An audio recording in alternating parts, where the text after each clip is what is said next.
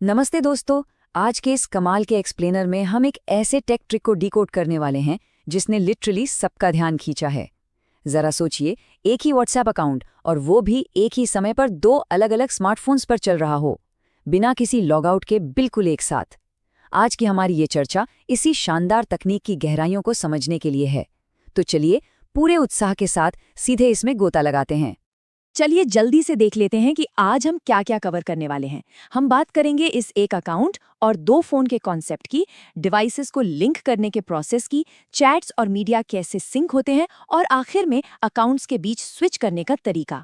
तो शुरू करते हैं हमारे पहले हिस्से से, जहां एक अकाउंट दो फोन पर काम करता है। अब यहाँ सबसे बड़ा सवाल ये उठता है कि आखिर एक ही अकाउंट दो अलग अलग फोन पर एक साथ कैसे चल सकता है। पहले क्या होता था कि ये एप्लीकेशन एक नंबर को बस एक ही डिवाइस तक सीमित रखता था, पर अब गेम बिल्कुल बदल चुका है। एक ही एक्टिव सेशन को मल्टीपल डिवाइसेस शेयर कर रहे हैं। ये तकनीकी बदलाव हमारी डिजिटल कनेक्टिविटी का पूरा नजरिया बदल रहा है। अगर हम सोर्स मटेरियल के विजुअल प्रमाण पर गौर करें तो ये कोई स्थिर तस्वीर या स्क्रीनशॉट नहीं है। ये बिल्कुल लाइव सिंक डेमो है। दोनों स्क्रीन्स पर चैट लिस्ट एकदम एक जैसी दिखती है। उदाहरण के लिए, जैसे ही एक फोन पर हेलो का मैसेज आता है, उसी एग्जैक्ट मिलीसेकंड में वो दूसरे फोन पर भी रिफ्लेक्ट हो जाता है। विशिष्ट चार्ट्स का ये रियल टाइम सिंक्रोनाइजेशन सच में काफी इंप्रेसिव है। इस फीचर के कई यूज केस हो सकते हैं। सोर्स सामग्री में एक विशिष्ट एप्लीकेशन का जिक्र किया गया है और वो है किसी पार्टनर के अकाउंट की निगरानी करना। प्योरली टेक्निकल पर्सपेक्टिव से देखा जाए तो ये फीचर प्राइमरी यूजर के सेशन को समाप्त किए बिना, यानी लॉग आउट किए बिना, किसी भी अकाउंट के मैसेज देखने की क्षमता देता है। ये बस एक तकनीकी क्षमता है जिसे हम यहाँ न्यूट्रल तरीके से समझ रहे हैं। चलिए आगे बढ़ते हैं और देखते हैं इस पूरी प्रक्रिया का कोर प्रोसेस, यानी डिवाइस लिंक कैसे किए जाते हैं। तो ये सब आखिर मुमकिन कैसे होता है?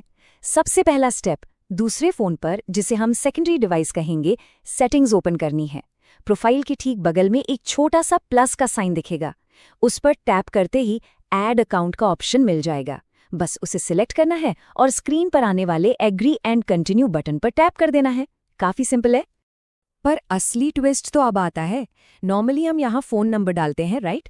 पर इस बार ऐसा नहीं करना है। नंबर डालने के बजाय स्क्रीन के टॉप राइट कॉर्नर में उन 3 डॉट्स पर टैप करना है। वहां से link as a companion device का ऑप्शन चुनना है। इस विकल्प को चुनते ही स्क्रीन पर एक QR कोड जनरेट हो जाएगा। यही वो मास्टर की है जो इन दोनों डिवाइसेस को कनेक्ट करेगी। अब इस QR कोड का क्या करना है? यहाँ एंट्री होती है प्राइमरी फोन, यानी मेन डिवाइस की। मुख्य फोन की सेटिंग्स में जाकर लिंक्ड डिवाइसेस मेन्यू से लिंक ए डिवाइस पर क्लिक करना है। फिर प्राइमरी फोन के कैमरे का इस्तेमाल करके सेकेंडरी फोन वाले उस QR कोड को स्कैन कर लेना है। स्कैन पूरा होते ही दोनों फोन पूरी तरह से एक दूसरे के साथ जुड़ जाते हैं। डिवाइसेस लिंक तो हो गए। अब देखते हैं इनके बीच चैट्स और मीडिया का सिंकिंग कैसे काम करता है। सक्सेसफुल लिंकिंग के बाद एक चीज जो तुरंत नोटिस होती है वो है इनका मीडिया एक्सपीरियंस। प्राइमरी डिवाइस पर तो फोटो या वीडियो तक तुरंत पहुंच होती है, लेकिन कंपेनियन डिवाइस पर एक्सपीरियंस थोड़ा अलग हो सकता है। सोर्स मटेरियल स्पष्ट करता है कि नए जुड़े हुए फोन पर मीडिया शायद तुरंत न दिखे। तस्वीरों को देखने के लिए अक्सर डाउनलोड बटन पर मैन्युअली टैप करने की आवश्यकता होती है।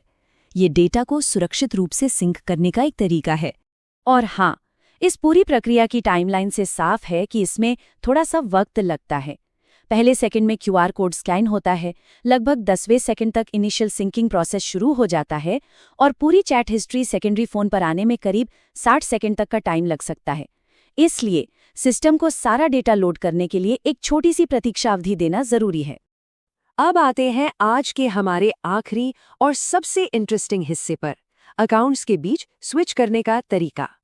जरा सोचिए, सेकेंडरी फोन पर पहले से ही एक मूल अकाउंट चल रहा था और अब ये कंपेनियन अकाउंट भी ऐड हो गया। इन दोनों को मैनेज करना सुपर इजी है। इसके लिए बस ऊपर दाईं ओर दिए गए 3 डॉट्स वाले मेन्यू पर टैप करना है। वहां स्विच अकाउंट का एक स्पेशल ऑप्शन मिलेगा।